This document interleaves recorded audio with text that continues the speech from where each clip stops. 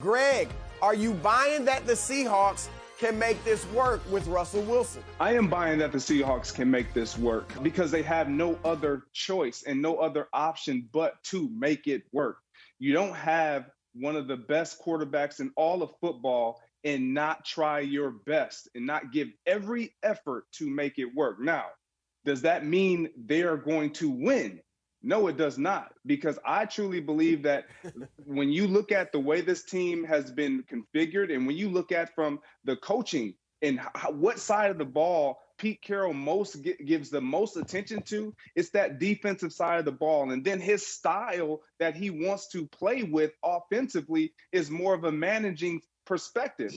And so that's where Russell Wilson is really at odds. And when he talks about I need more protection, he wants to throw the ball. He wants to be in charge. He wants to be the catalyst that they ride when we look at their offense, not just running the ball. It doesn't mean that he doesn't want to turn around and have an effective running game. But when you have a player that is as elite as Russell Wilson, he is more than just a managing quarterback. And that's how he entered into the National Football League. But that is not who he is of date. He is a guy that can put the ball in the end zone that you can ride with, and then you put pieces around him to make him better and make the team ultimately better. LaVar, let me hear what you got.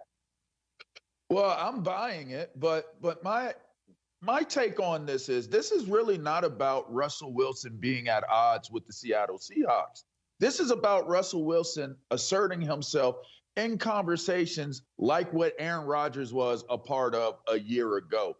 Remember, this is a man that has played at an elite level for all these years and yet doesn't sniff getting the MVP. He's got to start his campaign at some point in time. And if he had to use collateral damage with his offensive line and the offensive protection of what he had going on this season, that's what he's going to do. Nothing personal. It's just business. He's fighting for legacy. We heard legacy being mentioned when talking about Russell Wilson. So we could talk about creating a run game, figuring out what's going to go on defense. But this team did win the NFC West this year, by the way, y'all. So it's not like it's not working. They just have to do a little bit more up front. They know that. He didn't state anything that wasn't of the obvious. I think this is more so about getting the conversation on Russell Wilson for a bigger play at the table in terms of recognition of his talents.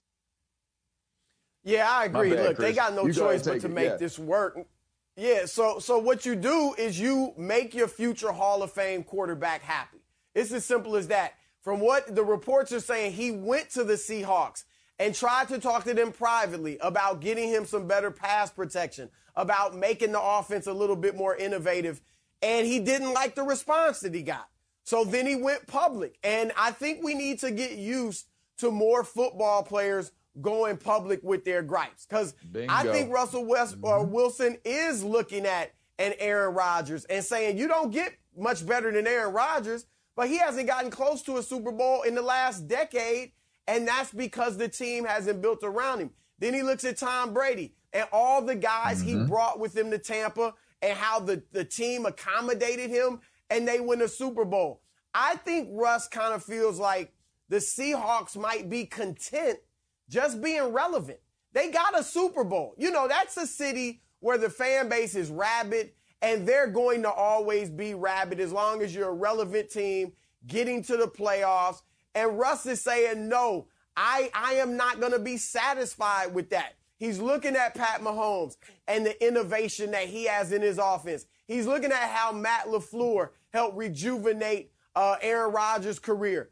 And he's saying, we got to get a little bit more creative. DK Metcalf talked about it after the season. It was run with the play action, throw it deep, and teams figured them out. First 8 games of the season, the Seahawks had 30 points or more 7 times. The last 8 games of the season, they did it once. So those are the things Russ is talking about. Obviously, they got to shore up the offensive line. He told Colin Cowherd he wants to play 10 to 15 more years. Not with that offensive line. Have you seen Cam Newton? All right, if Russ keeps taking these types of hits, he knows that he's not going to be able to play another decade. So I think Seattle's got to do whatever it takes to make him happy. And I think ultimately that'll make the team better, Greg.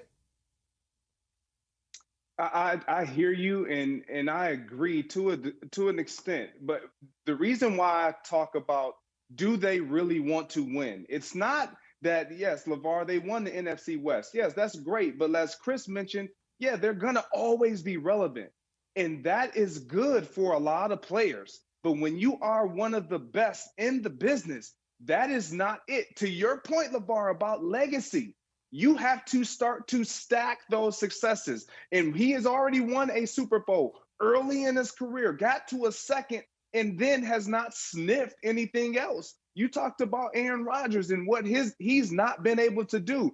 The league, not just from a players and coaches and schematic standpoint, is a copycat league, but even when it comes to players, they look and see what players have done, what they haven't done, what organizations have done around them, and they want those types of things done. Once you've established yourself in this league, you have to take these opportunities and seize them.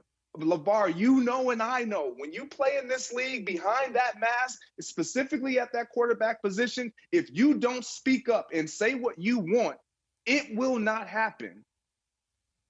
Yeah, well, I think that's the constant evolution of technology and the ability to control your own narrative, right? I mean, that's what Russell Wilson is doing.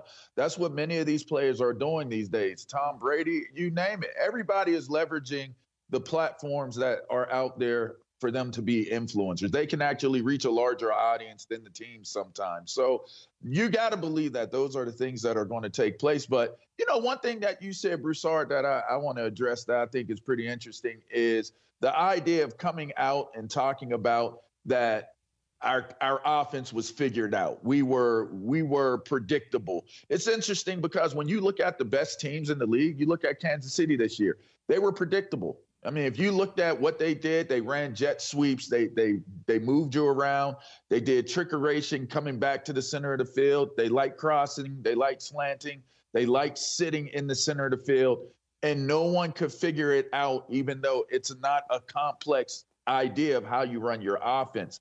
I think the conversation that has to ensue and take place for Russell Wilson, along with the rest of the core guys that are on that Seattle Seahawks team, is to look within.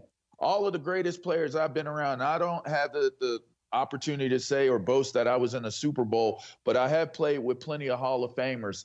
And the one trait that I always saw when I was in the locker room with guys like Bruce Smith and Deion Sanders and Darryl Green and Champ Bailey, the preparation and the willingness to look at themselves and how that applies to what their performance is going to be and how that plays out for the performance of the team has to be the most important aspect of what it is that's taking place, especially as a leader. So I would urge and say, don't always be pointing the finger talking about it was the game plan. We were too predictable. Well, you know what? Randy Moss was predictable going downfield. You know what happened? Randy Moss still caught the ball. You know why? Because Randy Moss wanted that ball. So he took that ball. So if I'm DK Metcalf, get the ball. I don't care if they know the play. If I'm Russell Wilson, figure it out. Don't take the sacks. Some of those sacks are holding the ball sacks, right? So to me, I want to see Russell Wilson come to the table and make his team better. I get helping him, and I believe in that. Voice your opinion. You have the platforms. But, Chris, when people know your plays, they know your plays. That's what you get paid to do as a defensive coordinator and as a defense is figure those things out. It's up to the offense to adjust and still be able to have those successes.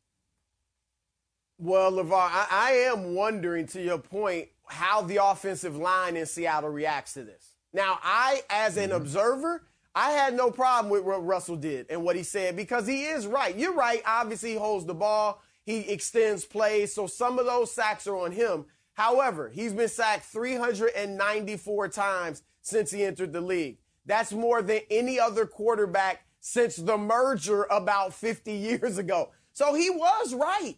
He was right that they have to protect him better. I'm wondering, does the offensive line resent that and get an attitude with Russ? And does that hurt them going forward? Or do they just take it in stride and say, look, we do have to do better. We got a Hall of Fame quarterback that we have to protect. And more importantly, The front office has to go out and get the players that can give Russ better protection, Greg. I get that, and I hear you. And I don't think the offensive line can take the stance of resenting the way Russell Wilson displayed and conveyed his feelings. That it's we all see it. And LaVar, I get what you're saying about he got to make guys better, but he has to have an opportunity to do better that. Guys. And for me, I don't care what situation you are in. When you know that you've done so much, and I'm not saying that he can't do more, but when you know that you've done a lot and you still don't feel like you're being supported, you have to say something, and you're going to say something. It's hard to continue to move about the same way when you know it's more than just you doing your part.